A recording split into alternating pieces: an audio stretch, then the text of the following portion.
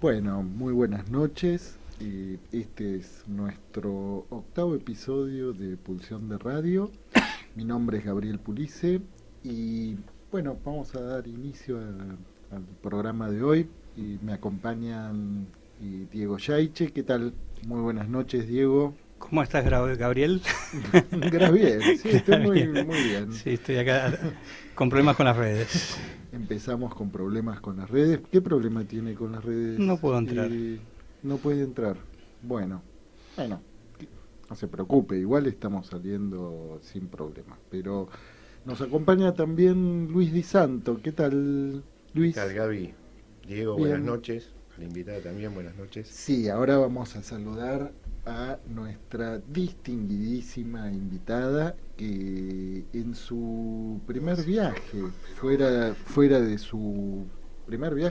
de su tierra natal, desde Córdoba a Buenos Aires. ¿Qué tal? Muy buenas noches. Viviana Bálsamo está con nosotros hoy. Hola, buenas noches. Bueno, un gusto estar acá compartiendo con ustedes este programa. Bueno, y una queridísima amiga, Viviana Bálsamo. Qué lindo que se haya podido venir a Buenos Aires. Y a Pulsión de Radio. Y a Pulsión de Radio. Claro. Sí.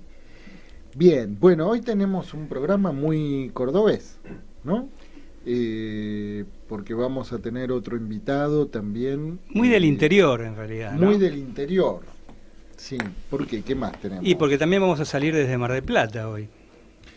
¿Qué tenemos desde Mar del Plata? Y Cuéntenos. a nuestro amigo Francisco Casadei del Gran Pez, que va a estar hoy en el Rincón de los Libreros. Bueno, hecha entonces esta presentación, y ¿les parece que escuchemos un tema musical y enseguida volvemos con nuestra hora de entrevistas y presentamos a nuestra invitada de hoy?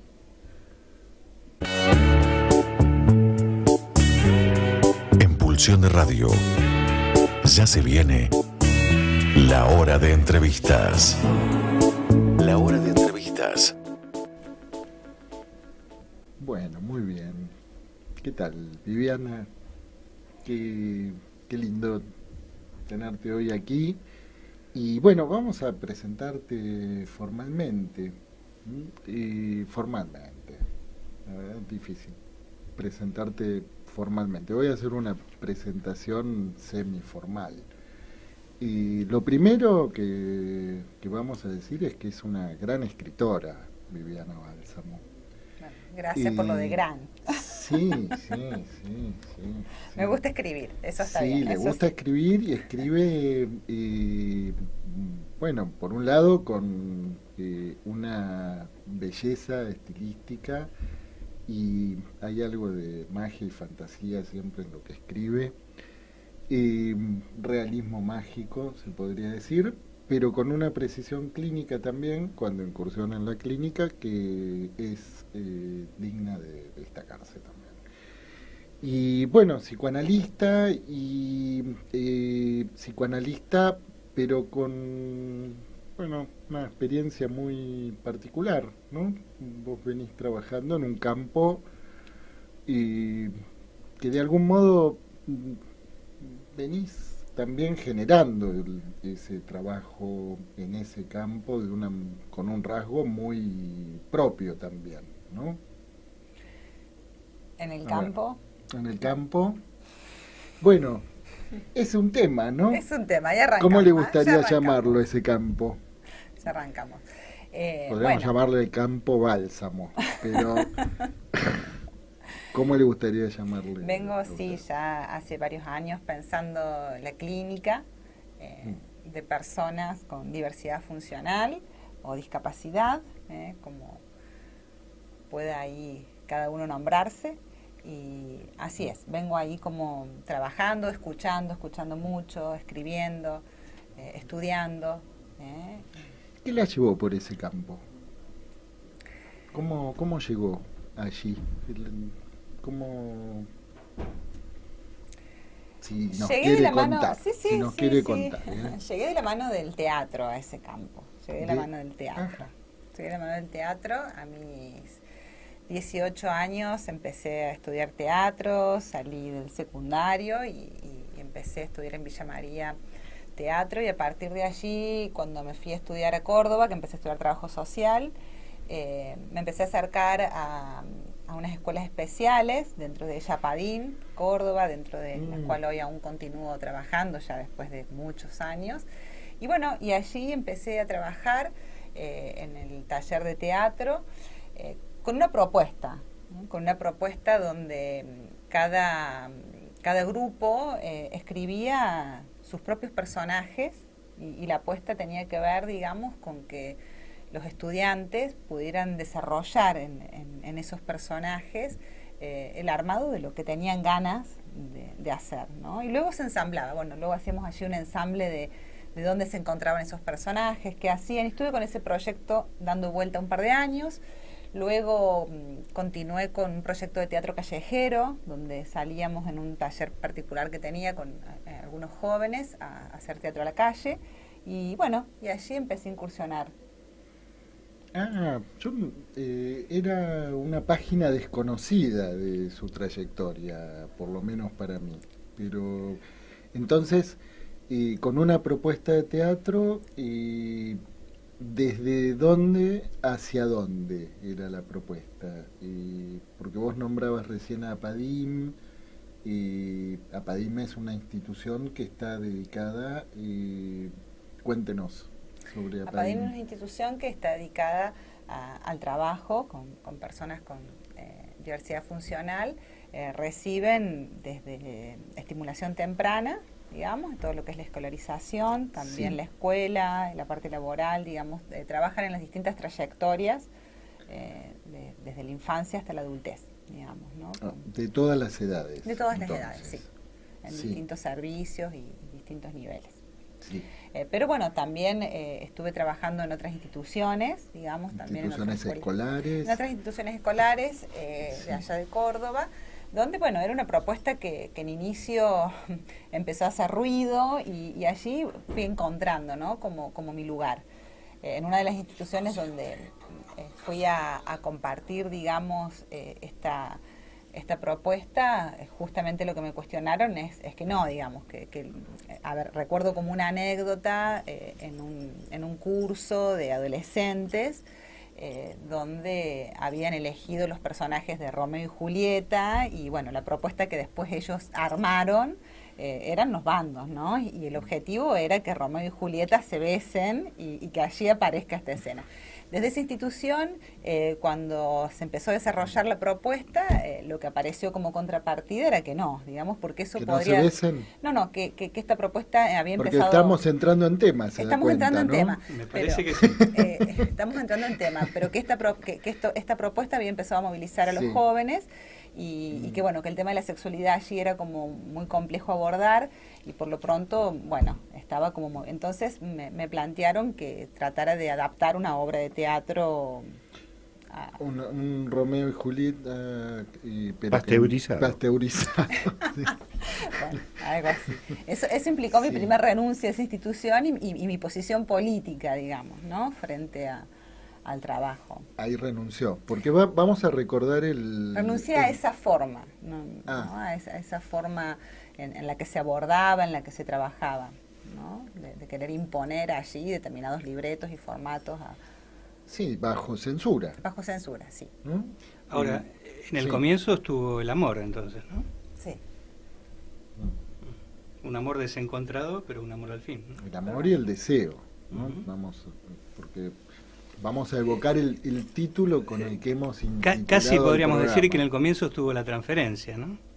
Sí, y justamente decís esto, Diego, y una de las cuestiones que creo que hacía como más ruido en esta institución era que los jóvenes habían construido un lazo entre ellos, digamos, y conmigo, donde, bueno, ahí empezaban a circular como algunas otras confesiones, ¿no? En relación a las cosas que a ellos les pasaban en ese espacio grupal y demás, que si bien eran de mi parte, digamos, contextualizadas, pero, bueno, la directora planteaba que después de la obra de teatro quedaban muy exaltados. Y bueno, eso empezó a ser un obstáculo. Ahora, te hago una pregunta que quizás me adelanto un poco a la idea de Gabriel de que despliegues la historia de esto, pero vos hablás de diversidades funcionales y siempre se escucha por ahí, como también como una cuestión superadora de discapacidad, capacidades diferentes. ¿Son lo mismo? ¿Son cosas diferentes? ¿Cómo las pensás? Cuando se habla de capacidades diferentes y vos decís diversidades funcionales. Bien. Sí, digamos, este concepto de capacidades diferentes está contextualizado inicialmente, digamos, que podemos ver claramente desde allí, movilizado desde un dispositivo del capacitismo, ¿no? Entonces, ¿quiénes son capaces para? ¿Quiénes pueden y quiénes no? Y allí claramente aparece la capacidad especial, ubicando a las personas con alguna diversidad funcional en un lugar para encontrar alguna forma de nombrarlos, como podríamos hablábamos en Claro. la previa de la sexualidad especial también, Sí, ¿no? sí, sí. Cómo nombrar por fuera, ¿no? O sea, salir del déficit para ir hacia Claro. otro lugar. No, porque parece que tiene que ver con esto que dice, que sitúa Byung-Chul Han, ¿no? En relación a los imperativos de productividad, ¿no? Que nos atraviesan. Entonces, ahí la discapacidad queda entonces caída de ese ideal de productividad.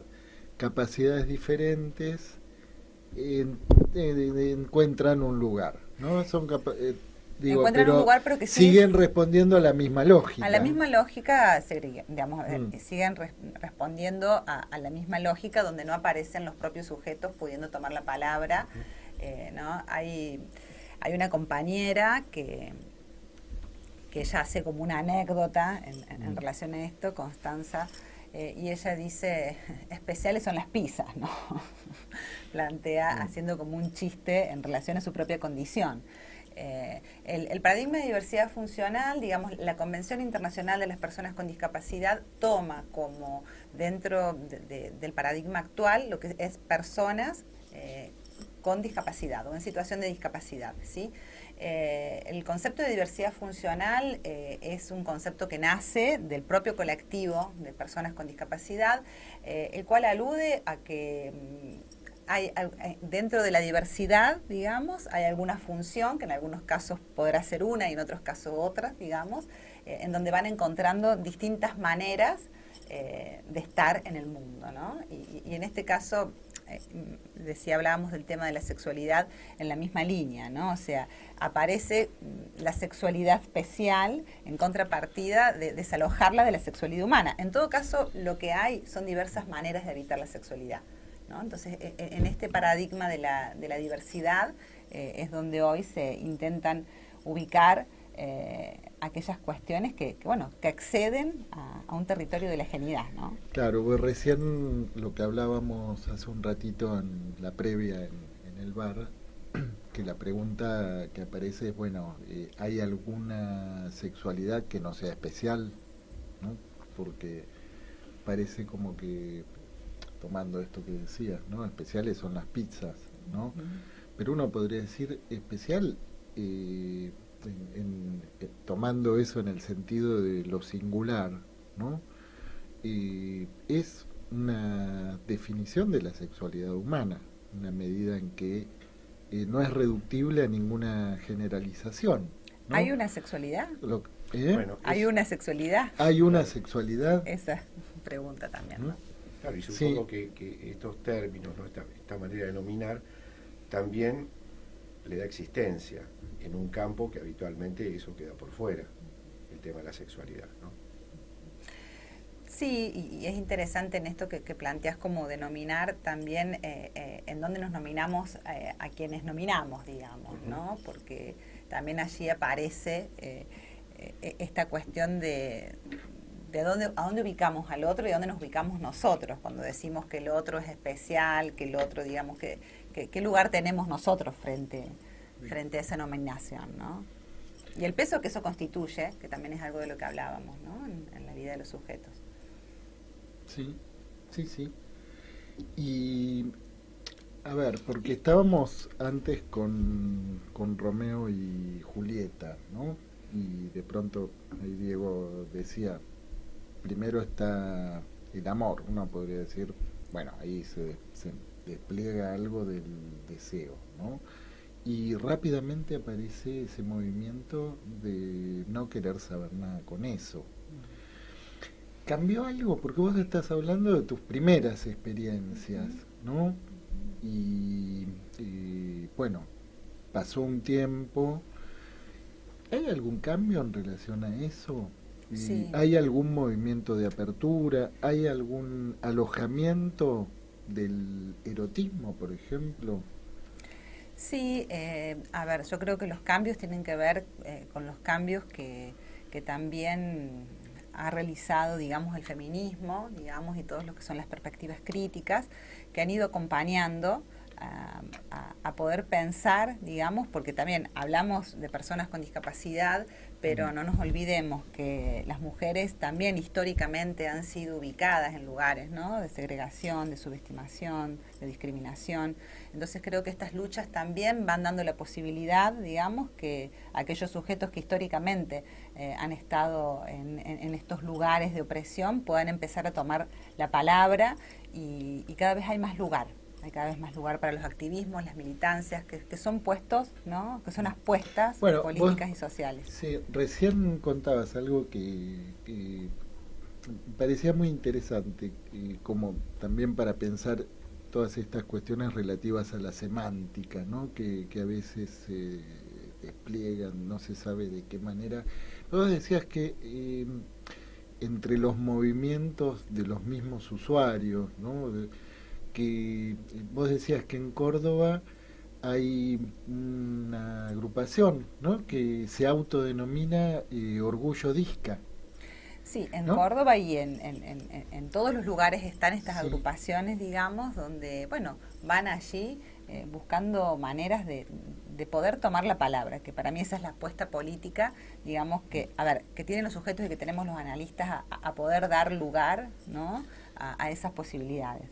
Pero es interesante porque no es orgullo de capacidades especiales, no es orgullo de disfuncionalidad, no es orgullo de todos esos nombres que se intentan poner para no... Es orgullo disca, ¿no?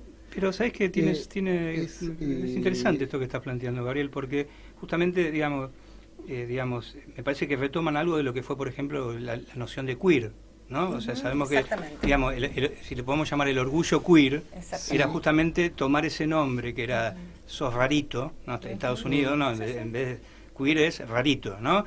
Y digamos, y decir, bueno, este nombre con el cual, digamos, me colocas en un lugar abyecto, ¿no?, lo tomo, me apropio de él, ¿no?, y lo enarbolo con orgullo.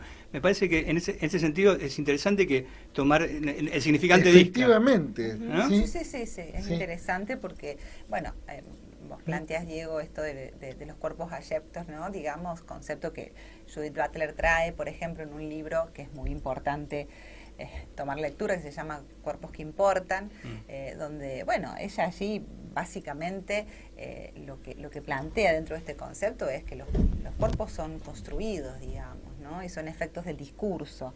Entonces allí también podemos empezar a pensar qué sucede, digamos, cuando el discurso de la discapacidad, ¿no?, tiene ahí como el peso de una plomada, decía un colega, en esa cadena que luego empieza ahí a generar efectos que podríamos decir, bueno, son los efectos del discurso muchas veces. Ahora, lo que aparece ahí. Qué importante también lo que decís, que aquí varios entrevistados lo han dicho de otras maneras, esto de, bueno, la posición de analista, pero también la de ciudadano, ciudadana, que implica intentar propiciar ciertos movimientos, ciertas aperturas, porque realmente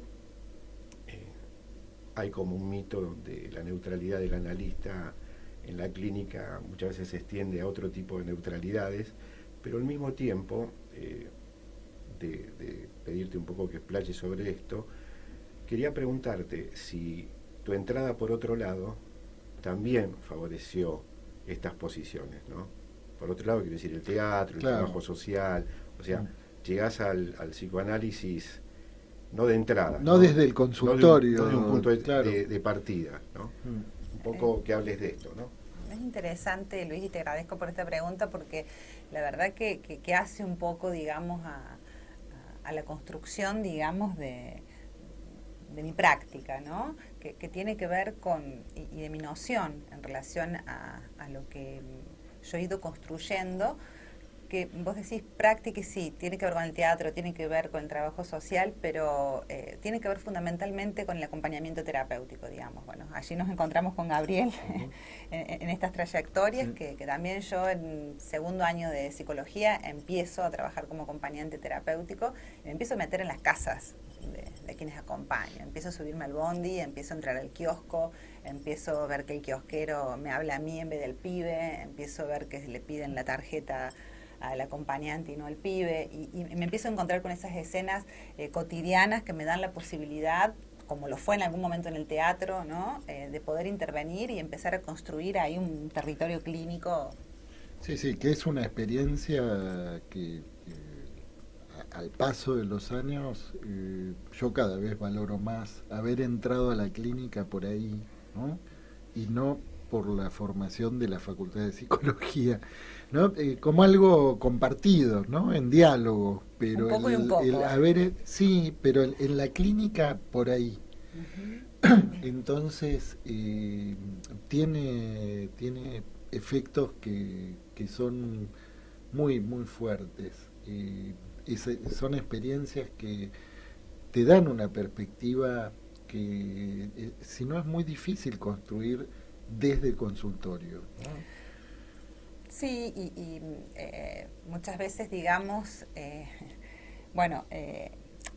a ver, Mauricio Herman, digamos, compañero, colega, también analista, él trabaja de esta forma, ¿no? Y nos va enseñando también desde un lugar, pero yo muchas veces trabajo desde mi lugar como analista, pero como acompañante. Entonces, bueno, sí, con algunos pacientes me junto en el consultorio, y a otros pacientes que no pueden llegar al consultorio me junto en la plaza, digamos, ¿no?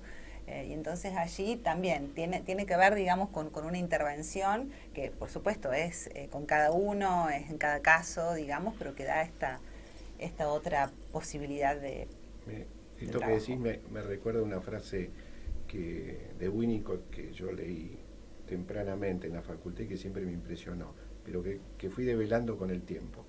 Una frase muy sencilla que decía, bueno, un análisis no siempre es posible, pero un analista es aquel que está en posición de hacer las cosas de manera diferente. Sí.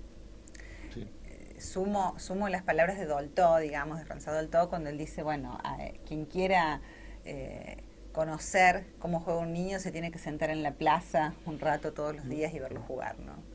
Y creo que, bueno, quienes trabajamos con niños es fundamental también. Sí, con niños y con otras poblaciones, sí. que sería muy difícil que llegaran al consultorio, ¿no? Pero que en donde, a ver, porque también poniendo en diálogo a Lacan, ¿no? Cuando dice, bueno, la resistencia es la del analista, y a mi gusto eso también quiere decir que hay resistencias de dispositivos, ¿no? Y en donde, en realidad, ¿de qué se trata?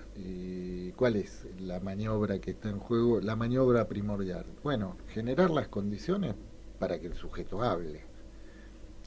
¿Cuáles son esas condiciones? De pronto puede ser que esas condiciones no estén en el consultorio, pueden generarse en otro lugar.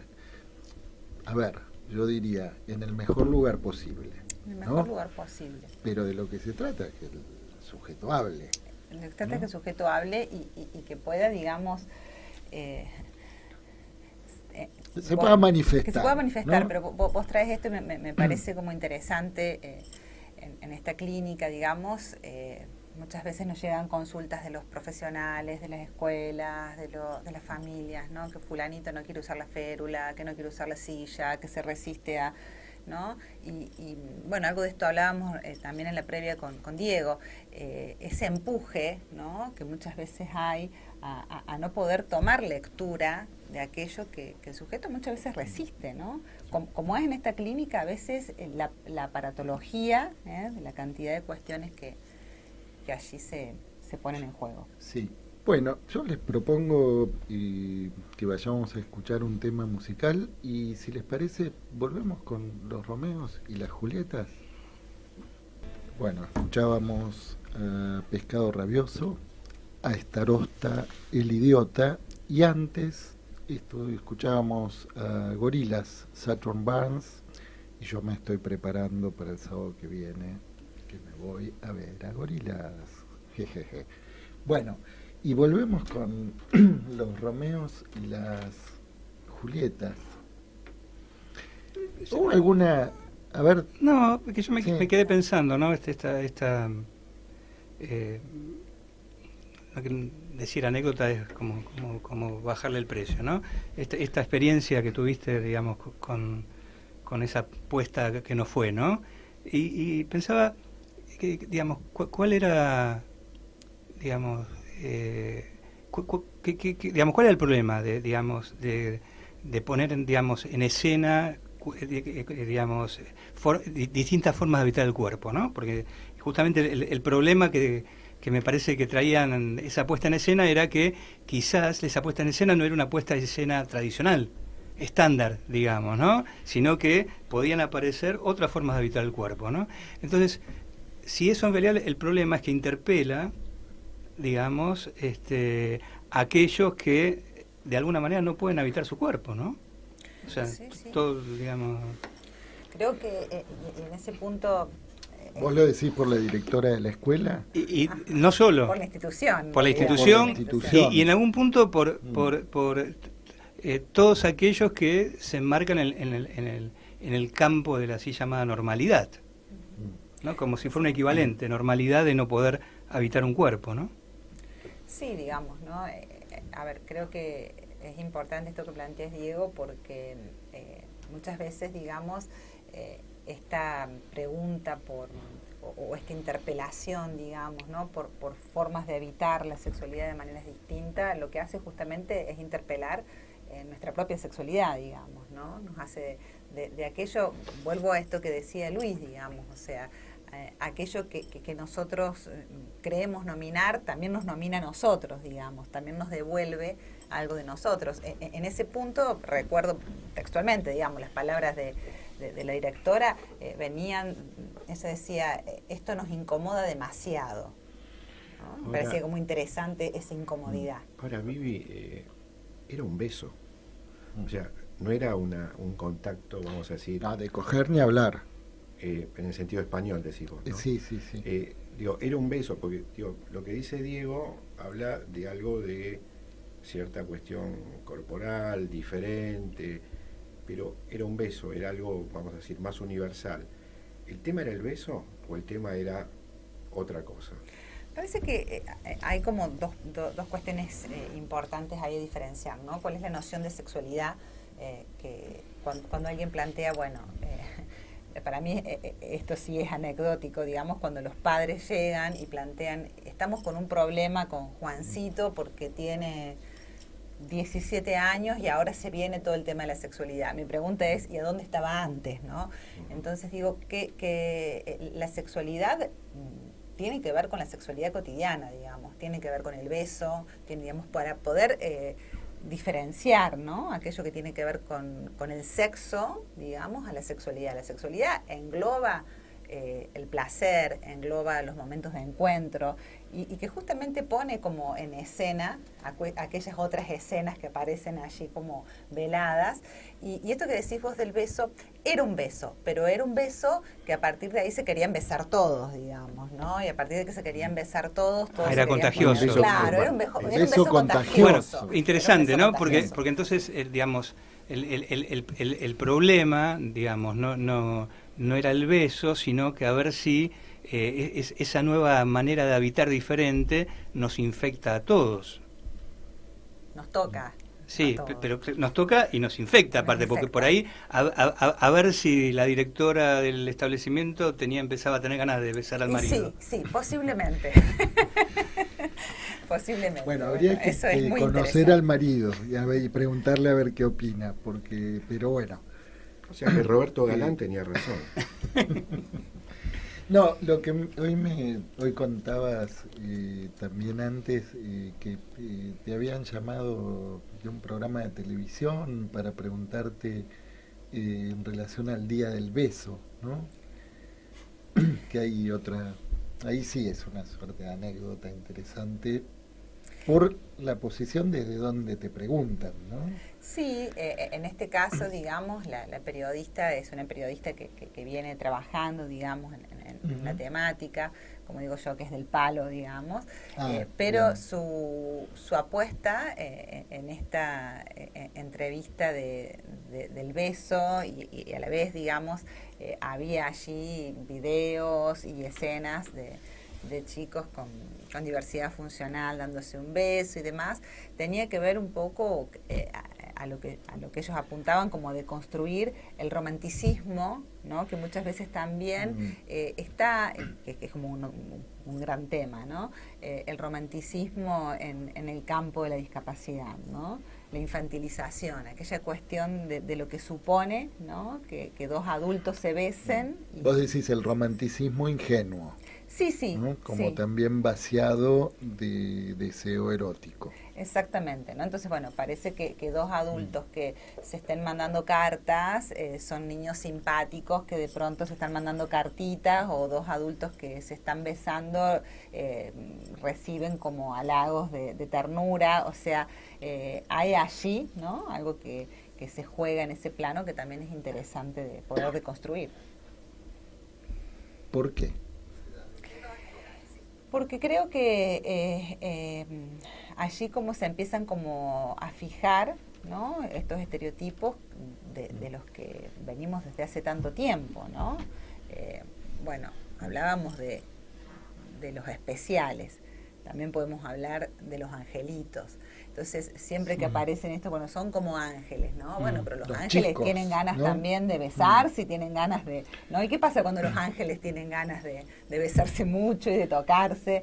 Eso empieza muchas veces para los padres a tener que ver cómo se la arreglan, ¿no? Con ese niño infantilizado de 20 años. Ajá. Yo pensaba, este paralelo, ¿no? Que hiciste varias veces, ¿no? Entre, digamos, el lugar de las mujeres y el lugar de estas personas con, ya no sé qué nombre ponerle, ¿no? Diversidad funcional. Orgullo disca. Sí, sí. Digamos, los que pertenecen a este... Sí, pero no diría orgullo disca porque eso ya es un colectivo, ¿no? Digamos, ¿no? Que ya es un paso más, ¿no? Yo pensaba, durante mucho tiempo, en algunas culturas en general monoteístas, digamos, algunas religiones monoteístas, la mujer estaba en función solo de la procreación, ¿no? De hecho, el acceso al goce era para el varón, ¿no? O sea, el varón podía, digamos, procrear, pero aparte podía tener acceso al goce. Y la mujer, en realidad,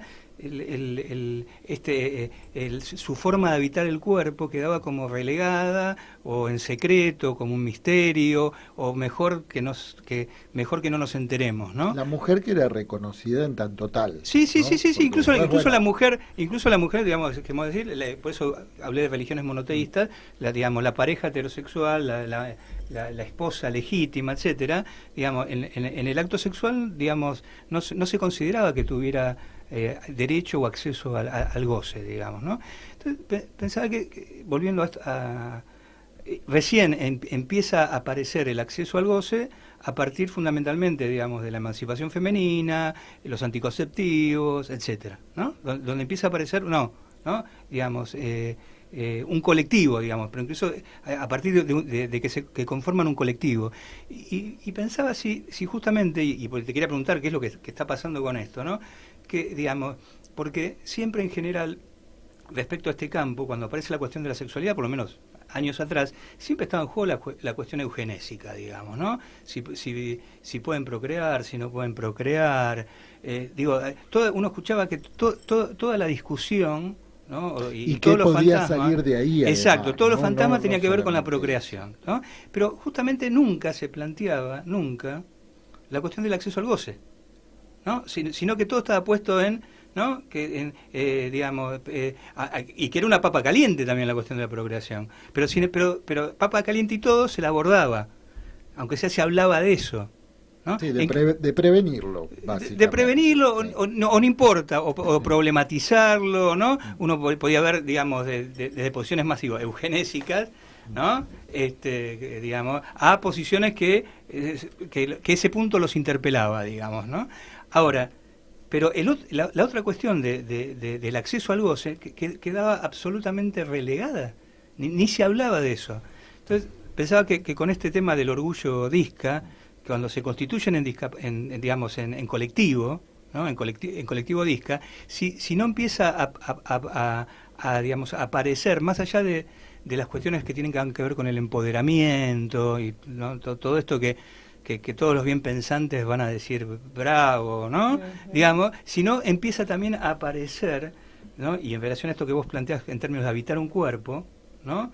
Digamos, un colectivo que empieza a querer que se reconozca un acceso al goce también, ¿no? Sí. Un acceso al goce, un acceso a la elección, un acceso a la ciudadanía, como decía, un acceso a reconocerse como sujetos de deseo, ¿no? Que quizás podríamos partir de ahí, ¿no? Porque hay digamos, son también, algo de esto como conversábamos en la previa, ¿no? Pero también son sujetos que muchas veces desde que nace, digamos, sus cuerpos son gestionados, ¿no? Son manipulados, son invadidos. Y lo que está primero al deseo de jugar, inclusive, digamos, hay una colega entrerriana que escribió un libro que se llama Mujeres intensamente habitadas, se llama Alfonsina Angelino, dentro de otros libros que ella tiene, y es interesante, ¿no? Porque también es el lugar de las madres, ¿no? que han ocupado históricamente, de cómo han sido juzgadas, las madres que han tenido que criar. Ella hace como todo un recorrido a estos hijos, pero que también, digamos, desde los discursos médicos, desde los dispositivos de la discapacidad como un dispositivo, digamos, han sido allí puestas a terapeutizar a sus hijos, digamos, ¿no?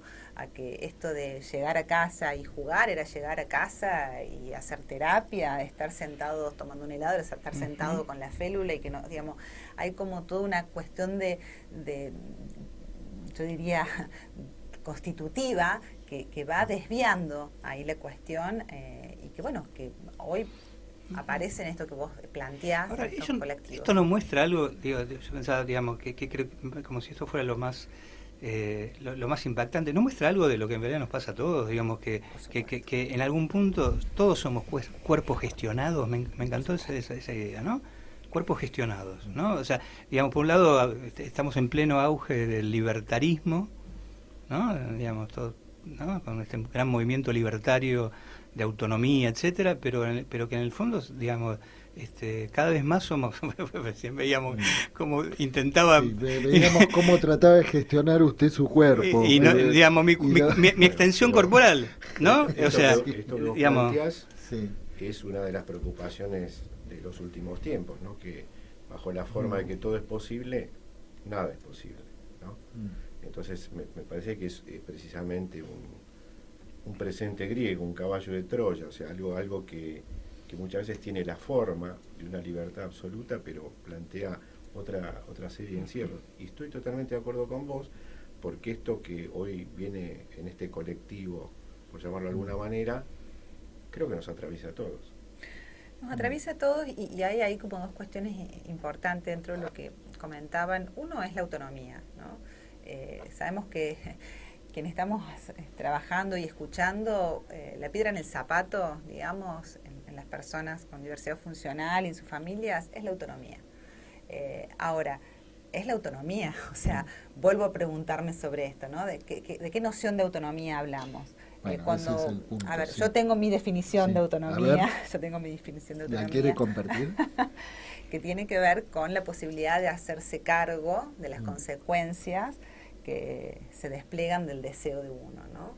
Entonces, allí cuando aparecen estas irrupciones, volvamos al ejemplo de no quiere utilizar el bastón, no quiere ir a la rehabilitación, no quiere utilizar la félula, no quiere... Bueno, eso implica un esfuerzo y eso es un gesto de autonomía. Hay un sujeto allí que está tomando una decisión en función de algo que se le impone. ¿Cómo acompañamos para que ese esfuerzo se traduzca en una responsabilidad? Bueno, yo creo que es el trabajo, al menos nos encontramos mucho, ¿no? Ahora, en tu trabajo, te debes encontrar con situaciones que uno quizás ha visto en otros momentos cercanos, cuando los padres se preguntan sobre el porvenir, ¿no? Cuando ellos no estén, ¿no? Y qué va a pasar con su hijo, con su hija. O sea, ¿qué lugar tiene esto en estos enfoques, en este trabajo, ¿no? En relación precisamente a lo que acabas vos de decir. Es una pregunta como muy frecuente que lamentablemente llega en la vejez de los padres o en la adultez de los padres.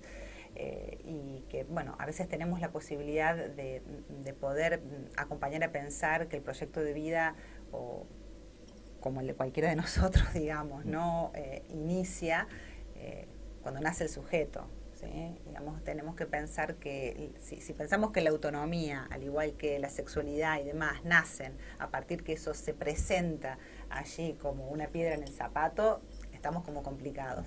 En este caso, la autonomía es necesario poder pensarla, digamos, lejos de estos parámetros neoliberales, ¿no? Donde plantean de la cuestión del individualismo, que habría que allí también como separarla, digamos. Somos seres vulnerables, nacemos y morimos así, siempre necesitamos de otro, y el poder trabajar los padres, ¿no? Con sus hijos, esa posibilidad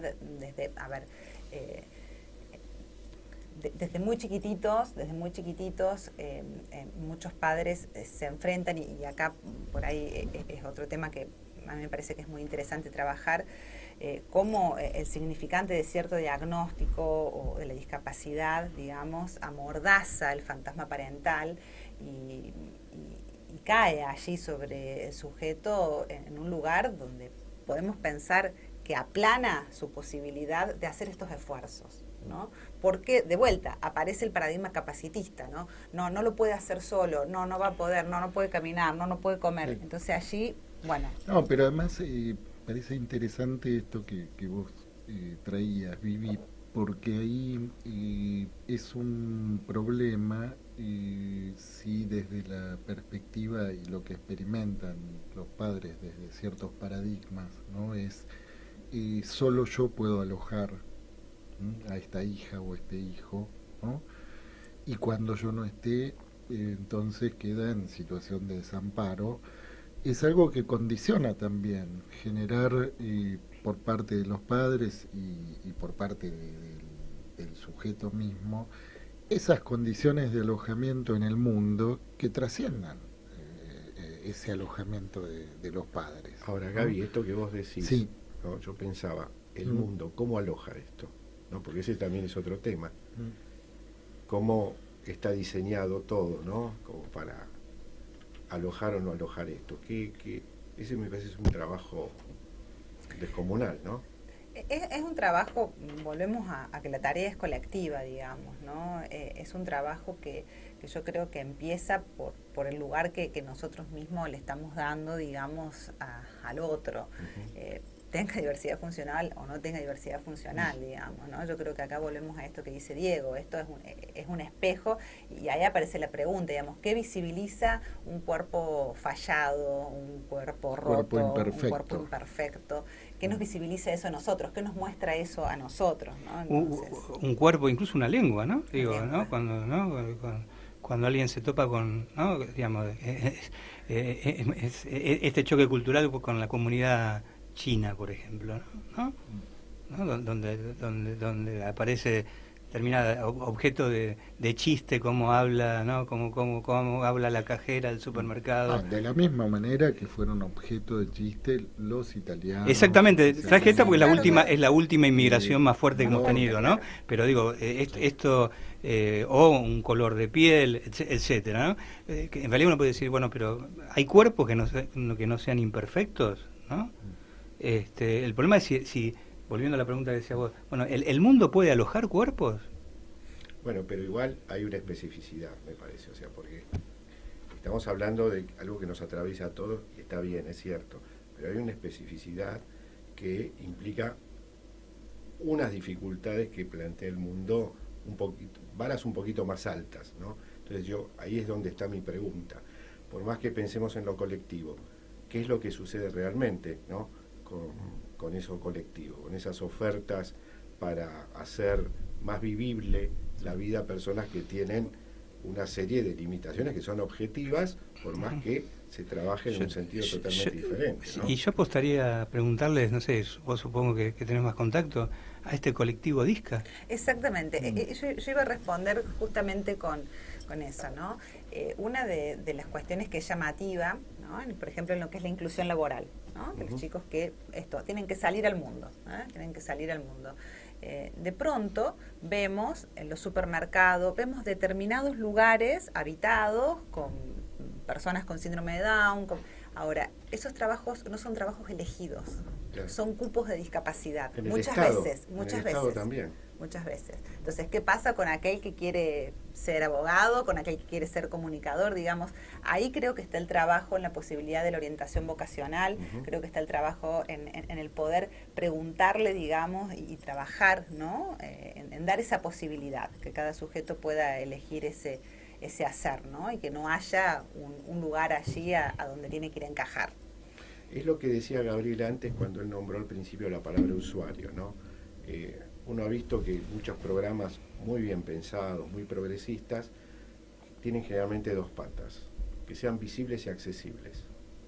Pero hay gente que dice que falta una tercera, que sean elegibles también. Exactamente. Por los usuarios, que generalmente eso no sucede. Por eso esto que vos decís me parece que es muy importante. Nos podríamos preguntar, digamos, a ver, en esto de para que una vida sea vivible, ¿no? En términos, bien, Butler plantea esto, ¿no? ¿Qué necesitamos nosotros para que nuestra vida sea vivible? ¿Por qué podemos pensar que...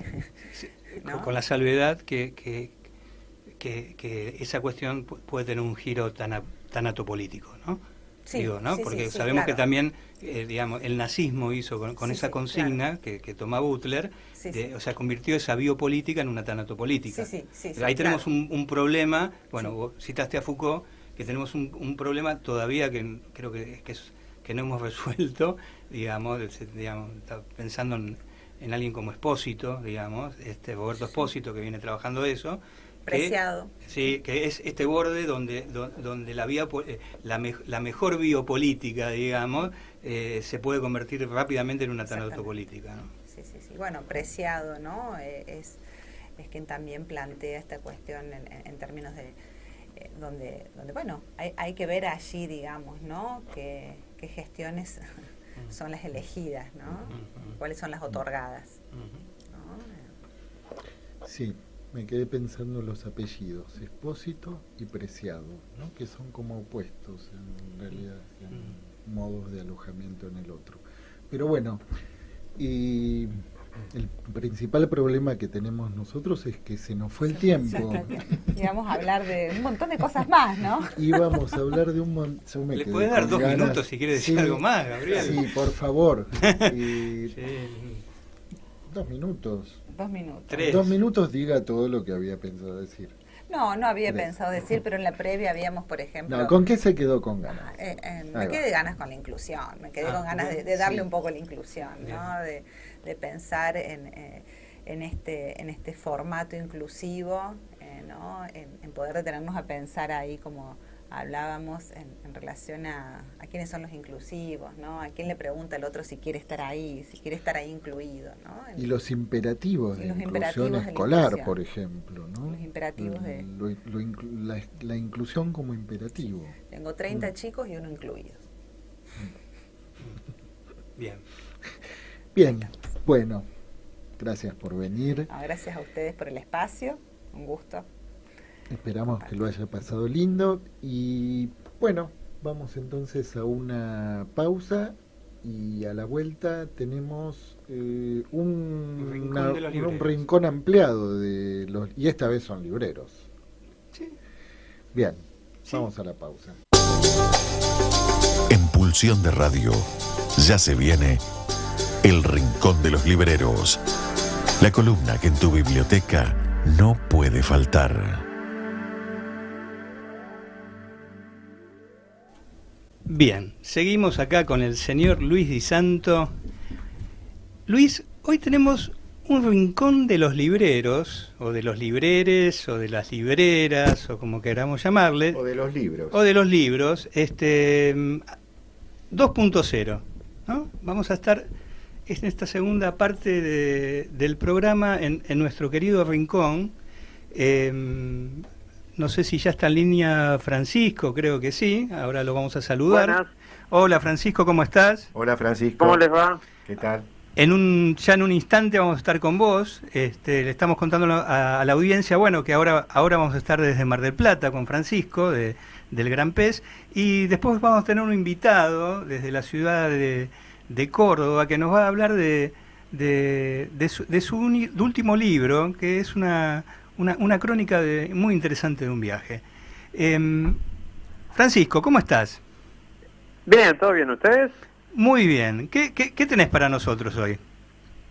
Hoy continúo un poco con las noticias referidas a la feria que estamos organizando, que ya les había comentado como primicia en mi última participación. Después también una nueva primicia referida ya a otro proyecto que estamos también gestando a poco, que se trata directamente de la creación de un sello editorial de la librería. Qué interesante. Sí, que ya viene con un proyecto asociado, que ahora si quieren les puedo comentar un poquito más nos gustaría. Que me está permitido. Y después algunas novedades editoriales que yo particularmente estuve leyendo, de lo que estuvo llegando a la librería, que me parecería interesante comentarles. Bueno, tenés el micrófono abierto, Francisco. Adelante. Bien, bueno, empiezo por lo que ya les adelanté, en realidad, que es la cuestión del proyecto editorial de la librería, que es algo que veníamos pensando, de hecho desde hace mucho tiempo, pero bueno, siempre faltan a veces los medios, ¿no? Obviamente materiales como para poder desarrollar algo así, o por lo menos de la manera en que uno, o sobre todo a nosotros como grupo, nos gustaría, pero estamos ya avanzando bastante sobre ese tema, y en particular a raíz de un libro que se está escribiendo actualmente a 4 manos por 2 de mis compañeros de la librería, que de hecho son escritores, ya con sus libros, con libros publicados de narrativa, que decidieron empezar a escribir un libro literario, o sea, de narrativa, a través de una colaboración, ¿no? Y sobre todo con la idea de esto, empezaron a fantasear con la idea de que sea algo así como el libro del verano. Es un poco como el mote de fantasía con el que empezaron a jugar, obviamente también dándole un poco lugar a todo lo que es, o mejor dicho, pensando de una forma distinta a lo que suele ser el consumo de libros durante el verano, y sobre todo en una ciudad balnearia como la nuestra. Así que están como en plena gestación, de hecho están en un nivel bastante avanzado de escritura de esta novela, que va a ser un monstruo bastante alocado, con la idea de que se transforme en algo así. Veremos cuáles son las posibilidades reales, obviamente, pero con la idea de que se transforme en algo así como una especie de objeto popular, con un contenido no necesariamente asociado a, el aspecto más peyorativo, ¿no?, de lo popular, lo que está comercialmente dirigido para gustar casi como una aprobación unánime, ¿no? Qué interesante, Francisco, esto de este libro que es un monstruo, ¿no? Justo estuvimos con nuestra invitada de hoy, Bálsamo, hablando de este colectivo Orgullo Disca, ¿no? Que plantea otras maneras de habitar un cuerpo, y pensaba, bueno, de alguna manera ustedes comienzan un proyecto editorial con otra manera de habitar un libro, ¿no? Exactamente, sí, es un poco la idea. ¿No? Tal cual. Un libro que tiene 4 brazos, 8 manos, ¿no? 4 brazos, sí, o 8 brazos, ¿no? O sea, ¿no? Maravilloso, ¿no?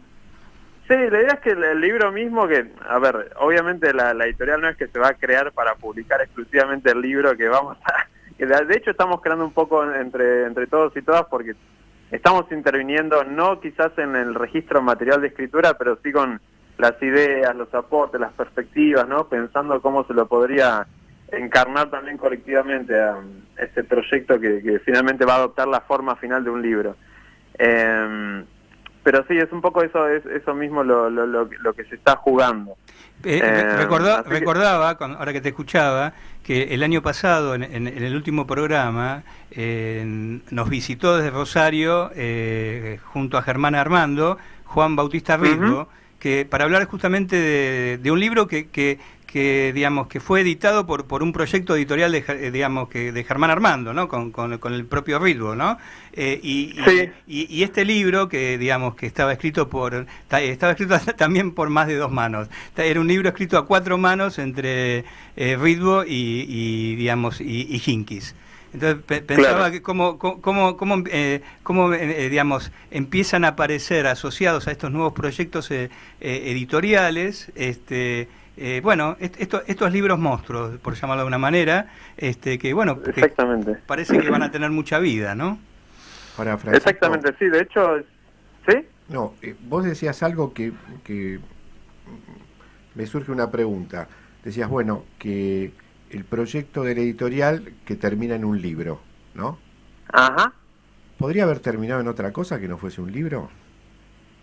El proyecto... Sí, de hecho, sí, porque en realidad es como, a ver, la editorial no existe como tal, pero a la vez existe, porque ya estuvimos publicando una serie de textos que no son libros, sino que son, el género más aproximado serían fanzines, ¿sí? Ajá. Porque también el libro, por la cuestión un poco del mercado y las reglas que impone, tiene que validarse a través de un montón de requisitos, ¿no? Que el famoso ISBN, el precio, que sí o sí va a tener que respetar cualquier librería o ámbito comercial que quiera venderlo, el autor o la autora necesariamente no ligado como nombre propio, digo, es como que el libro... O sea, un monstruo domesticado. Exactamente, es eso, usualmente es un monstruo domesticado. Y hasta ahora en realidad estuvimos publicando textos menores, por así decirlo, que juegan en otro registro. Sí, esto sería, la forma final de este proyecto sería un libro. Pero hasta ahora estuvimos como, de alguna manera, como diseminando pequeños textos gracias a una inversión que hicimos en una vieja máquina risográfica, sí, que es una especie como de fotocopiadora, pero que tiene una semejanza muy grande con las técnicas del grabado, que nos permitió obviamente acceder a la multiplicación irrestricta, ¿no? de varios textos que logramos reunir y empezar a imprimir a bajo costo y obviamente hacer que circulen sin una extensión demasiado grande, pero sí de mano en mano y en los círculos culturales en los que nos movemos. Francisco, a ver, ¿esa máquina se parece algo al antiguo mimeógrafo? No, ahí no sabría responder de cuál sería como la mecánica del... Y el mimeógrafo que, digamos... yo ya no recuerdo si trabajaba o no con algún tipo de stencil, pero era lo que se utilizaba en los 70, por ejemplo, para todo lo que tenía que ver con propaganda política, por ejemplo, ¿no? Folletos, panfletos, claro, ¿no? Ahora, ¿cómo se llama esta máquina, Francisco? ¿Puedes repetir el nombre? Es una máquina risográfica, o sea, hace risografías. De hecho, en el país no hay tantas, es una máquina que ya cayó un poco en desuso. Hay diseños actuales sumamente caros. Nosotros compramos ya hace un tiempo, ya en el 2020, cuando nos mudamos, una que es un modelo bastante antiguo, está bastante baqueteada y tiene sus mañas. Era el presupuesto que podíamos obviamente manejar, pero que permite reproducción masiva a un costo como mínimo y un margen bastante amplio de modificación de la imagen, de juego con los colores y demás. Francisco, estas máquinas, a ver si yo estoy orientado o no, son las que a veces se utilizan para hacer libros a pedidos, o sea, que una editorial saca un libro pero espera que le pidan para armar los libros. Mirá, tengo entendido que no. Ajá. O sea, no, la rizo se usa más, usualmente está más asociada el uso de la rizo a la cultura gráfica y visual. Ajá. Lo que es afiche, lámina, sí, sí, sí. O determinado tipo de impresión que realmente en la forma en que se visualiza es muy parecido al grabado. Y la rizo también es inexacta porque nunca te ofrece una copia exactamente igual a la anterior. Y eso tiene obviamente en el sentido, tiene su encanto, en el sentido más estricto, eso. ni una fotocopiadora hace eso, ¿no? O sea, tiene su encanto porque vos tenés el mismo libro, pero tenés otro libro también. Pero claro, toda copia es una copia única, por así decirlo. Es un oxímoron, pero a su modo ninguna copia es idéntica a las otras. Entonces siempre tenés un margen de error que le da como su signatura, ¿no? Al resultado final. Sí, sí. O sea que en el gran pez se aloja la singularidad, podríamos decir, ¿no? Sí, es un poco la idea, en el sótano. En este caso la singularidad está alojada en el sótano. Ajá. Bueno, puede ser un buen lugar para alojar una singularidad, ¿no? Para un monstruo también. Sí. Bien, y para un monstruo también, tal cual. Bien. Bueno, y contarnos un poco de cómo, digamos, el proyecto que nos habías anticipado la semana pasada, cómo ha ido avanzando. Bien, de hecho también a pasos monstruosos. Valga la redundancia, ¿no? Valga la redundancia, no, realmente lo digo porque se nos está yendo de las manos en un buen sentido. Porque empezamos con una perspectiva un tanto tímida y modesta, no sabiendo ni siquiera qué esperar de nosotros mismos, ¿no?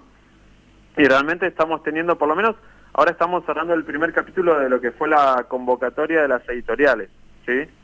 Y logramos ya confirmar la presencia de unas entre 90 y 95 editoriales independientes de todo el país.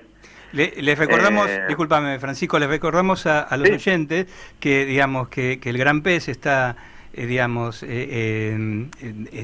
organizando en la ciudad de Mar del Plata, pero con un alcance nacional, una gran feria de editores, ¿no? Exactamente, así es, que se va a realizar 18 y 19 de junio de este año, acá en unos 2 meses más o menos. Y por lo menos como les contaba, esta primera parte de convocatoria y también de recepción de propuestas de participación de editoriales independientes es lo que estamos cerrando. Alegremente y muy felizmente contamos ya con unas 95 más o menos confirmadas, lo cual es un montón para lo que estábamos pensando, excede todo lo que estábamos imaginando. Y eso va a representar también, en términos de stands o puestos individuales, unos 85 puestos, ¿sí? Así que muy contentos por ese lado. El espacio que disponemos, como ya lo había comentado la vez pasada, es el foyer del Auditorium, sí, del Teatro Auditorium, y rinde justo como para encajar milimétricamente esta cantidad de puestos editoriales. Así que por ese lado, la verdad que estamos más que contentos. Ahora la otra parte que nos queda, que es igual de descomunal y monstruosa, tiene que ver con definir el marco también y el contenido de las actividades, ¿sí? Que se van a estar desarrollando durante estos 2 días, porque la idea no es solamente que la gente concurra a conocer esta amplia cantidad de editoriales tan variadas, sino que también tenga la oportunidad de participar gratuita y libremente de una variedad también muy grande de actividades. Relacionadas con el mundo del libro, la cultura gráfica y demás. Eso te quería preguntar. Estas actividades, digamos, que en líneas generales, digamos, que van a abordar, digamos. Y en líneas generales van a ir desde talleres, seguramente de edición o autoedición, ¿sí? Artesanal. Va a haber también algunas charlas, eso desde ya, conferencias también bastante relajadas. Y incluso también estamos terminando de ajustar los últimos cabos para hacer un pequeño ciclo de cine en homenaje a este director alemán ya fallecido hace 40 años. De hecho, en junio se cumplen 40 años de la muerte de Fassbinder, ¿sí? Un director del así llamado nuevo cine alemán. Ajá, es el director favorito de Walter Molnar, nuestro encargado de la sala de cine. Ah, no me digas, mirá qué bueno. Sí, así que me parece que ya les va a pedir un lugar para el ciclo, ¿no? Lo vamos a tener ahí, digamos, para que cubra el ciclo, ¿no? Estaría buenísimo. Eso está prácticamente asegurado. Vamos a ver qué cantidad. Fassbinder se caracterizó por morir prematuramente a una edad muy temprana, habiendo filmado una cantidad también excesiva de películas. Es imposible hacer una retrospectiva que lo homenajee en 2 días, ¿no? Pero vamos a tratar de agarrarlo. Películas, no, a ver cómo decirlo, el contacto que tenemos nos permitiría proyectar películas en 35 milímetros, ¿sí? O sea, en celuloide puro, no a través de una copia remasterizada o descargada de internet, sino también tener la experiencia de vivir una proyección de ese tipo, que cambia mucho la ambientación, la atmósfera, los colores, ¿no? El traqueteo de la máquina que proyecta y demás. Así que, por ese lado, retomando la cuestión de las actividades, eso va a haber desde película, música probablemente también, y también lo más difícil de definir va a ser un poco lo que tendrá que ver con las actividades sorpresivas y espontáneas, es decir, probablemente haya gente haciendo cosas quizás con un carácter performativo durante la totalidad de las jornadas, ¿sí? Con un carácter un poco más imprevisto. Porque el auditorium también, el espacio del auditorium se presta un poco para eso, habiendo tantas salas, algunos túneles y conexiones entre los distintos ámbitos del lugar. La idea es que haya mucha gente en permanente movimiento y ofreciendo distintos tipos como de acciones, por así decirlo. Ya da ganas de estar allá, Francisco. Qué bueno, qué bueno. Y la verdad que es interesantísimo. Bueno, y antes de irte, contanos de estas novedades editoriales. Bueno, retomando también lo del cuerpo y las cuestiones de encarnación, yo me leí un libro en un tiempo récord, por lo menos para mis tiempos de lectura, que editó Caja Negra, ¿sí? Una editorial ya bastante querida por muchas personas. Soy uno de ellos. Las que me incluyo. Sí. Caja Negra acaba de sacar una especie como de nueva línea editorial, ¿no? Hacia el interior del propio sello, que se llama Efectos Colaterales. Ajá. Y lo hizo a través de 2 libros que tienen que juegan mucho con el concepto de ficción, ¿sí? El que yo leí en particular es uno que se llama Vaquera Invertida, que es un título un poco un poco extraño. Conozco al autor, el del Manifiesto Hacker, ¿no? El autor es el Manifiesto Hacker. Exactamente. Bueno, esa persona que en este caso ya es recordanos el nombre del autor. ¿Lo tenés Mackenzie ahí? Wark. Mackenzie Wark. Sí. Ahora se autodenomina a ella, o sea, justamente el libro aborda un poco lo que significó para él dejar de ser él y empezar a asumir el pronombre femenino y empezar a vivir una identidad femenina, obviamente escapando de cualquier tipo de clasificación veloz de lo que puede significar dejar de ser un hombre y empezar a ser una mujer. Pero es un libro fuertemente autobiográfico, aunque a la vez para ella ficcionalizado, que recorre muchos avatares también de la teoría contemporánea, ¿sí? Mackenzie Wark en realidad es una persona que se dedicó siempre al ensayo. De hecho, uno de los últimos libros que también fue publicado en España, todavía acá no está circulando, pero que ella publicó, se llama El Capital ha muerto. Es esto algo peor, ¿no? Es un ensayo que obviamente trata de indagar un poco en las dinámicas contemporáneas que tienen que ver con nuestra manera de comprender qué sistema económico-político habitamos. Bueno, en este caso, en el libro que editó Caja Negra, un poco la pregunta tiene que ver con lo mismo, además de qué sistema económico-político habitamos, qué clase de cuerpos, ¿no? Son los que podemos habitar en este sistema económico-político.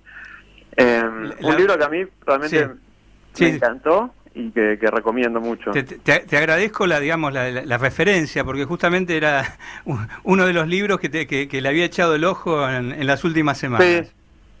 Bien. Bueno, ese libro, si les interesa la temática, es realmente para mí imperdible. Bien. ¿Y qué otra, en qué otra literatura te has sumergido, Francisco? Después, otro ensayo asociado, que en este caso publicó Eterna Cadencia, de un filósofo también que tiene cierto renombre por estos pagos, que se llama Mauricio Lazarato.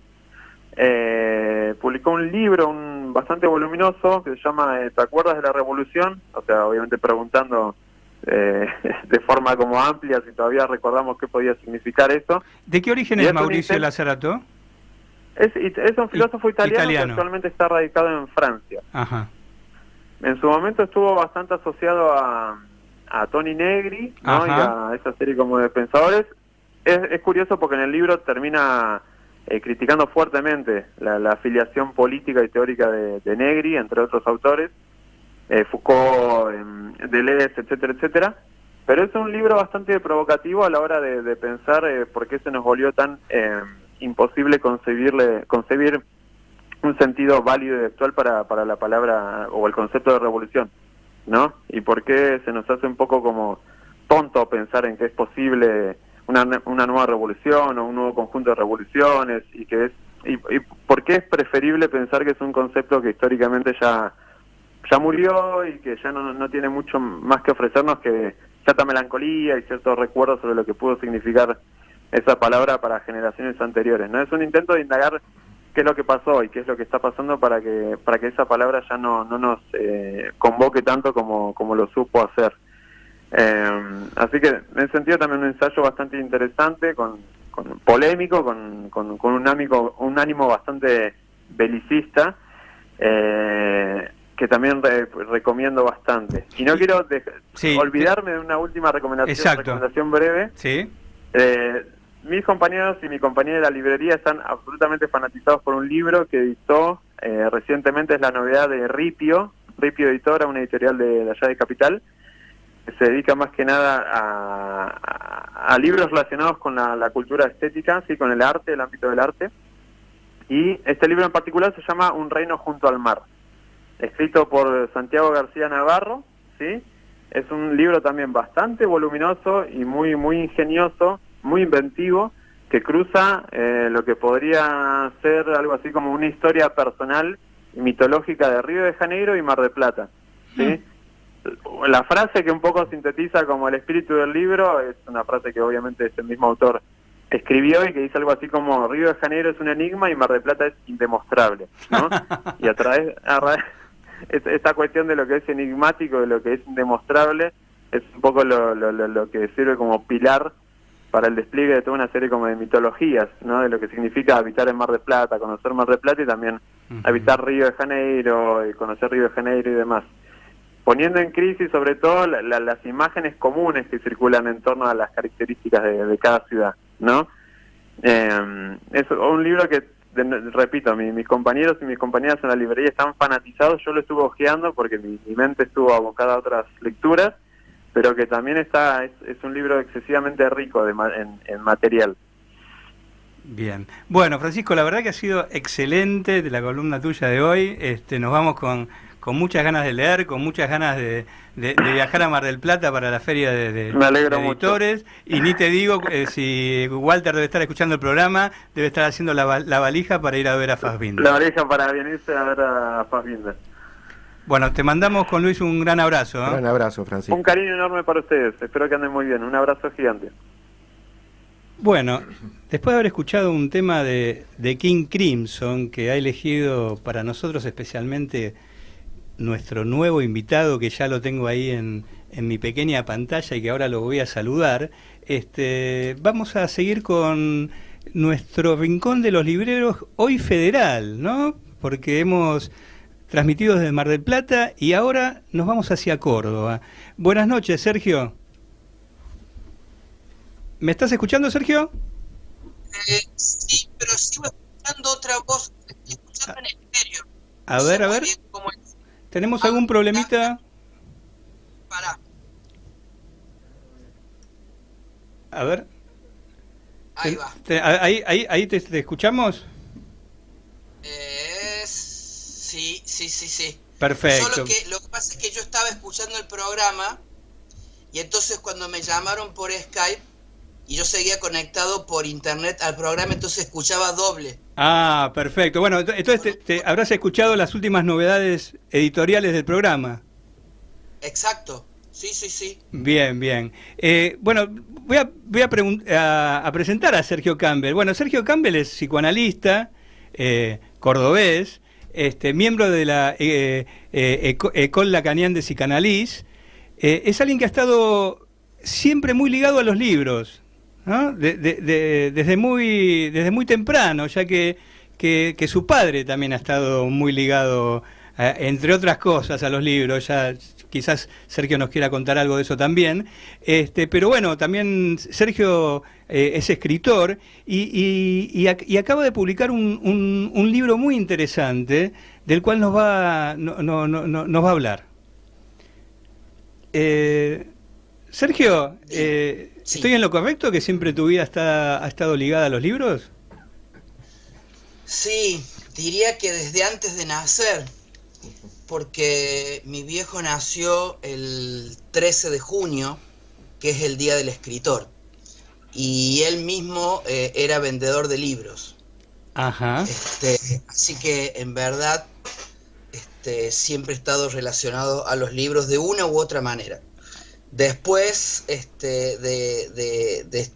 ser conminado a leer, decidí que en algún momento tenía que empezar a escribir los míos propios.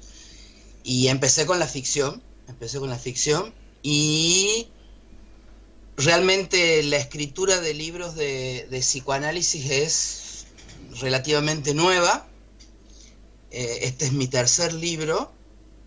El primero se llama Sayer-Masoch, Análisis de un amor impuro. El segundo se llama El psicoanálisis y sus diagnósticos.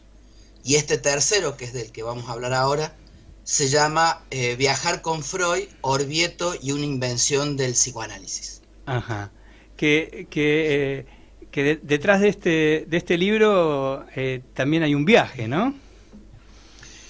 Bueno, son varios viajes condensados en este libro, porque por un lado el libro narra el viaje de Freud de 1897 por Italia, que es cuando se topa con los frescos de Signorelli en la Catedral de Orvieto. Después está el viaje del año siguiente, que es el que hace por la actual Croacia y Bosnia y Herzegovina, que es donde se produce el olvido del nombre Signorelli. Pero entre estos dos viajes hay otro viaje de Freud, que no es un viaje geográfico, sino que es su propio viaje, que es el que lo lleva de la neurología a inventar el psicoanálisis. Esa es una parte de los viajes. Ajá. El otro viaje es el mío. Yo empecé a trabajar sobre este punto. Antes de hablar de mi viaje, quisiera especificar un poco porque me parece que en este último tiempo, con trabajos como los de Mauro Vallejo, con el trabajo que está haciendo Lionel Klinkiewicz y Cosentino, este libro mío ahora, me parece que son ecos de aquella protesta de Lacan de 1955 de retornar a Freud. Creo que si en aquel momento se estaba tomando a Freud como el secundario y Melanie Klein como la universidad, es decir, quizás se lo dejaba un poco de lado a Freud, creo que hoy estamos también en una situación más o menos parecida y pareciera ser que Freud ya no importa y que el que importa es Lacan. Y entonces me parece que hay, ¿no?, así todo un grupo de gente que está empezando a empezar a trabajar más puntillosamente sobre Freud, en volver a esos momentos, ¿no? Mauro Vallejo, que sacó el libro de la seducción freudiana, que me acompañó en mi viaje a ver los frescos a Orvieto en el año 2014, me lo llevé en el bolso y lo leí ahí, en Orvieto leí el libro de Mauro Vallejo. Me parece que es esto, ¿no? Empezar a volver a esto. El otro día pensaba el punto de origen, y yo pensaba, bueno, si uno a un punto acerca la lupa, en verdad el punto es una multiplicidad de puntos. Y lo que he intentado hacer en este viaje es, ¿cuál es el punto de partida del psicoanálisis? Bueno, hay varios puntos, sí, ¿no? Acercando la lupa hay varios puntos. Sí, ahí tenemos, es interesante esto que está planteando Sergio, ¿no? Porque porque ahí tenemos una diversidad de puntos de vista. De hecho, yo he tenido en algún momento, ahora que lo citás a Vallejo, en alguna conversación que tuvimos junto con Jorge Baños Orellana, yo discutía un poco el libro de Vallejo respecto a justamente a esto que vos decís, ¿no? Bueno, ¿dónde ubicamos el origen? Por ejemplo, en mi caso personal, yo lo ubicaba en el episodio de la cocaína, por ejemplo, ¿no? Pero es interesante esto de que situás. Bueno, sí, hay varios puntos, ¿no? Sergio. Hay varios puntos. Y sí. Sí, te habla Luis Di Santo. Yo te quería preguntar, en función de esto que acabas de decir, de diferentes textos, investigaciones y encuentros, ¿por qué crees que en esta época, en estos años, está pasando esto de, no sé si llamarlo un retorno a Freud o un redescubrimiento de lo freudiano, ¿no? Yo la verdad es que no sabría decirlo muy bien, no sabría decir por qué. Yo soy docente en la facultad, en la cátedra de psicoanálisis, y ahí vemos fundamentalmente Freud. Y a mí, bueno, me pasa esto. Yo tengo así como un cierto enamoramiento de Freud en relación a que yo todos los años, desde el año 2000 que doy más o menos el mismo programa, y sin embargo todos los años vuelvo a leer los textos antes de la clase y cada vez encuentro algo distinto. Por supuesto que encuentro algo distinto porque también voy leyendo otras cosas que me hacen que cuando vuelvo al texto voy encontrando cosas diferentes, ¿no? Pero entonces, bueno, eso me da, a mí particularmente me da la sensación de que Freud es inagotable, y entonces es como que digo, bueno, cuando yo me encuentro, no me gusta hablar mal de nadie, pero digo, todos sabemos que en Argentina al menos hay una especie de hegemonía, digamos, del milenismo, con un modo muy particular de lectura. Y me parece que en ese modo particular de lectura a Freud medio como que se lo pasa medio de largo. Digo de manera general, por supuesto que hay gente que es muy fina, digo, Osvaldo Delgado, por ejemplo, una persona que lee muy finamente a Freud. Mario Goldenberg, con quien yo hice grupos de estudio durante 5 años, es una persona que tiene una lectura de Freud muy fina, ¿no? Pero por eso digo, en términos generales, me da esa sensación como que se lo pasa de largo, ¿no? Y entonces me parece que quizás eso genera que de pronto, bueno, gente que está muy encariñada con Freud diga, bueno, a ver, paremos un poco, empecemos a ver. De hecho, bueno, mi próximo proyecto es trabajar sobre la filiación romántica de Freud. Quiero, sobre todo es una reacción mía al libro, bueno, ahora no me voy a acordar el nombre del autor, pero es Introducción a la epistemología freudiana. Lorana Swan. Ese, Lorana Swan. Y que, bueno, él plantea ahí el monismo freudiano en base a reconocer a Brooke y el juramento fisicalista. Yo creo que en Freud hay una filiación romántica muy fuerte, y que justamente para este libro que publiqué, me encontré con algo que yo no conocía, y es qué fue lo que lo hizo a Freud estudiar medicina, cuando él estaba decidido a estudiar leyes, y fue escuchar el discurso sobre la naturaleza de Goethe. Cuando él escucha ese discurso, dice, yo quiero estudiar medicina, pero no para atender pacientes, sino para entender cómo funciona la vida. Que es un poco, no sé si alguna vez lo compartió con vos, que es un poco lo que le pasó a Osvaldo Delgado.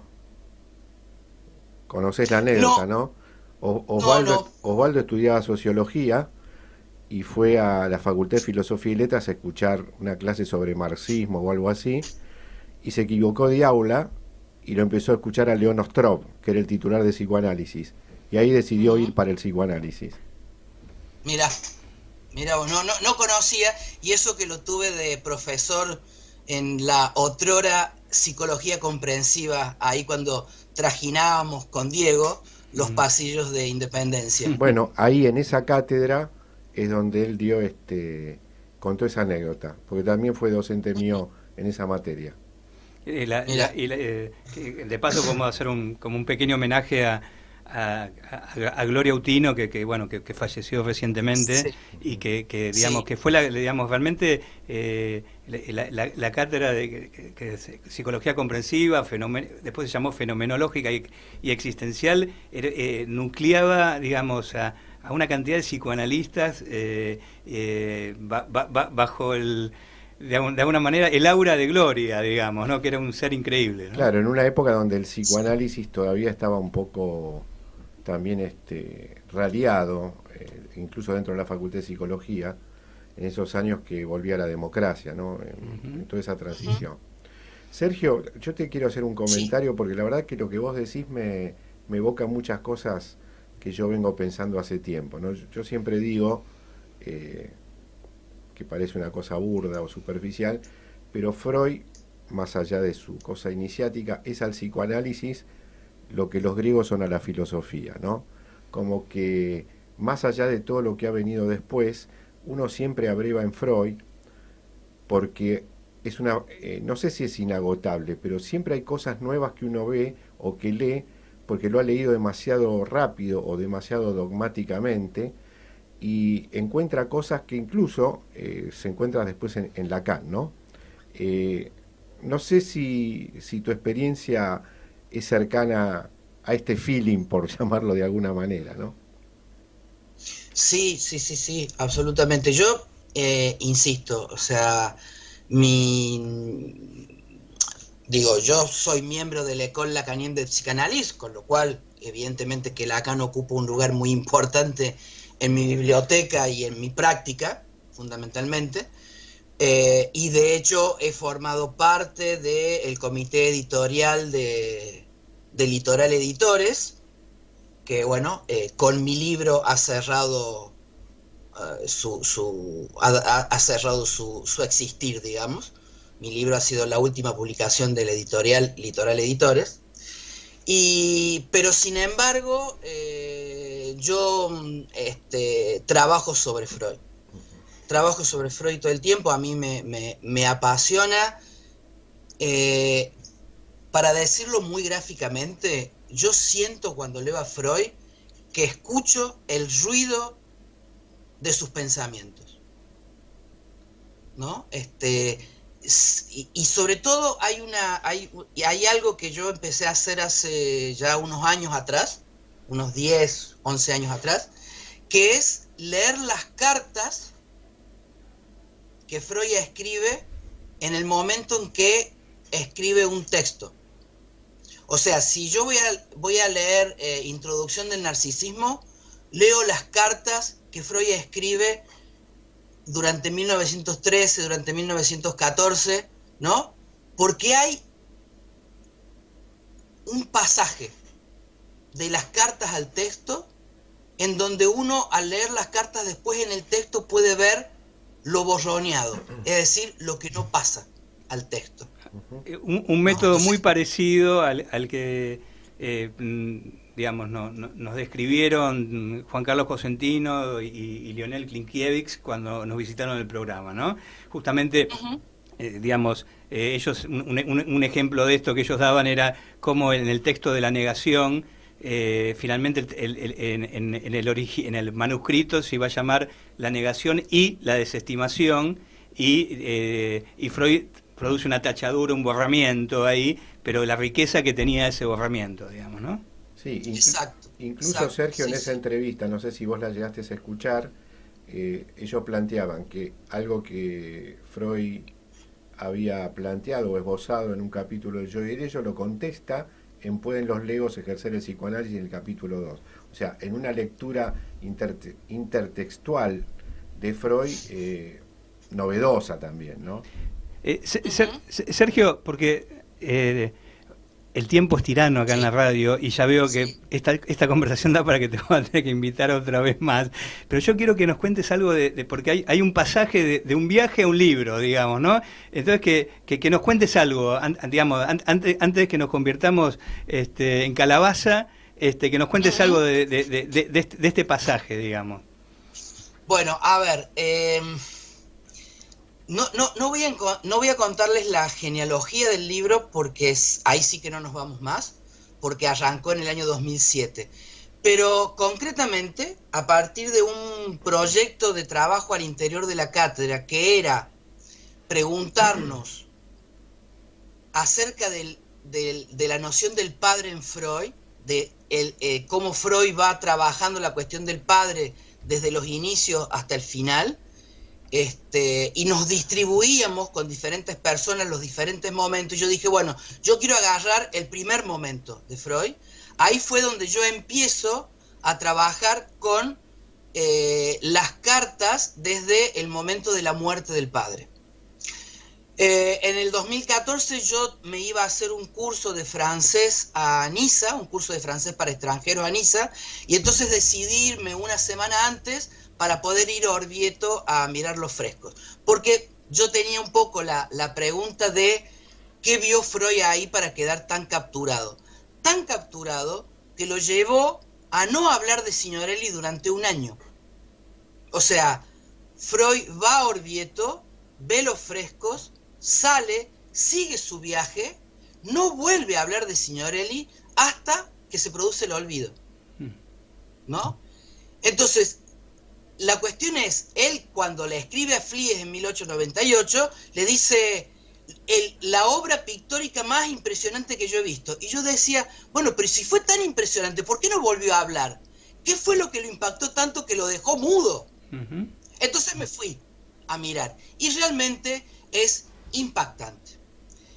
Cuando yo empiezo a trabajar, vuelvo de Orvieto, vuelvo de Francia, qué sé yo, empiezo a trabajar ya en empezar a escribir el libro, me doy cuenta de que tenía un solo modo de escribir este libro, que era como una novela, que había ciertas cosas que solo se podían decir apelando a un estilo literario ficcional. De hecho, por ejemplo, ¿cómo hacía yo para contar los frescos de Orvieto sin caer en un academicismo? Entonces, en el capítulo del libro que se dedica a contar los frescos, el personaje es un guía de turismo que se llama Giovanni Salvatore. Entonces, el capítulo está escrito como que el que está hablando es este guía con un grupo de turistas y que le está explicando los frescos. Y después todo el tiempo, el libro, que me permito mostrarles la tapa, ya por que favor, estamos, por favor. Esta tapa reproduce la postal que Freud compró cuando estuvo en Orvieto. Este es un detalle del fresco Los Condenados, y esta es precisamente la postal que compró Freud, y por eso la elegí para la tapa.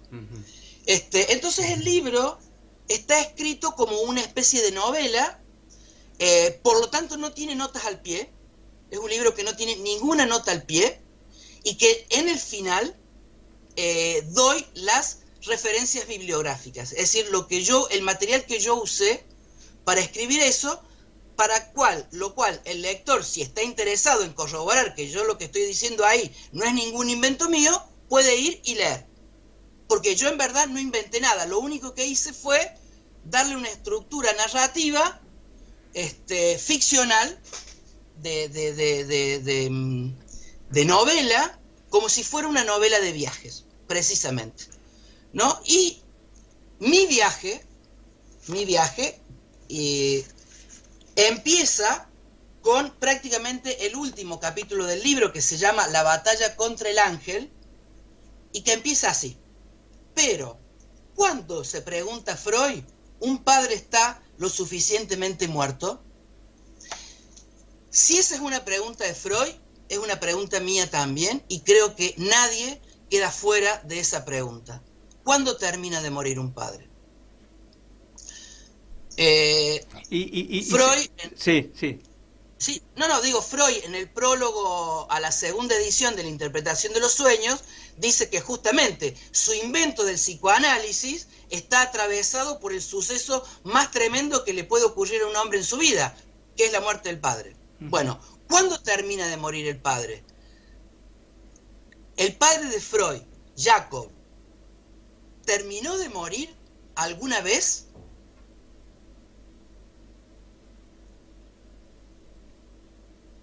Y Sergio, esta forma, ¿no? Me quedé pensando, ¿no? Esta forma que le das de novela de viaje. A ver, vos sos alguien, efectivamente, que está muy ligado a las letras. ¿Qué es esto de una novela de viaje, ¿no? ¿Qué nos podés decir de eso? Bueno, a ver, básicamente, concretamente, el libro está construido alrededor de las cartas a Flides, pero sobre todo del libro que está publicado que reúne las cartas de viajes de Freud.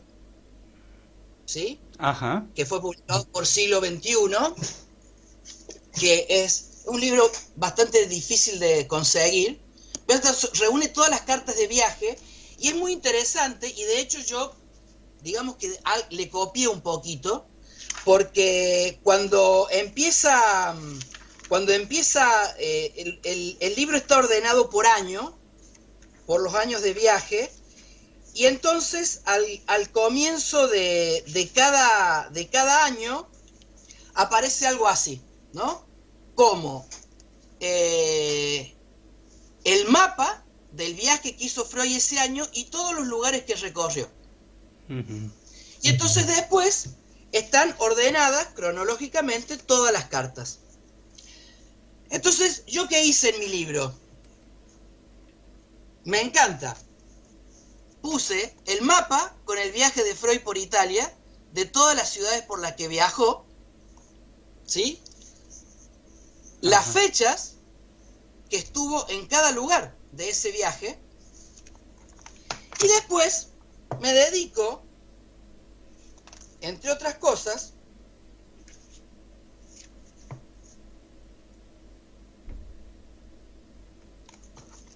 a pegar figuritas. Es un libro que tiene postales, fotos, dibujos, ¿sí? Que van de alguna manera reseñando los diferentes lugares por los que anduvo Freud.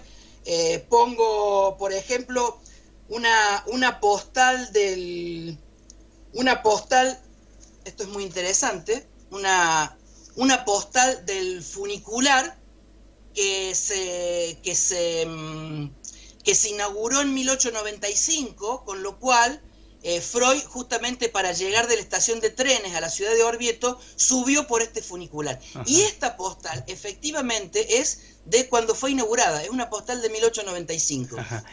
Sergio, la verdad que es maravilloso y digamos, en cuanto nos encontremos, que te voy a, digamos, quiero acceder a ese material. Te vamos a tener que invitar de nuevo, Sergio. Nos estamos convirtiendo en Cenicienta otra vez. La verdad que es maravilloso el trabajo y que un viaje, digamos, no sea turismo, ¿no? O sea que me parece que encontrar una manera de viajar así es a lo que todos aspiramos. Si tengo un minuto. Sí. Si tengo un minuto. Uno de los capítulos del libro es justamente la diferencia entre viaje y travesía, en donde el viaje sería homologado hoy al viaje turístico y la travesía se relaciona con la experiencia, es decir, una transformación subjetiva. Así viajaba Freud, así viajé yo, y en marzo del año que viene voy a hacer el viaje de Freud de 1897 en tiempo real. Genial, Sergio, te mandamos un gran abrazo de Pulsión de Radio, un gusto que hayas estado en el programa nuestro, Sergio. Y bueno, y te volveremos a invitar. Por favor, cuando quieran. Buenas noches. Bueno, terminamos un episodio más de Pulsión de Radio, los esperamos el próximo viernes. Buen fin de semana. Hasta la próxima.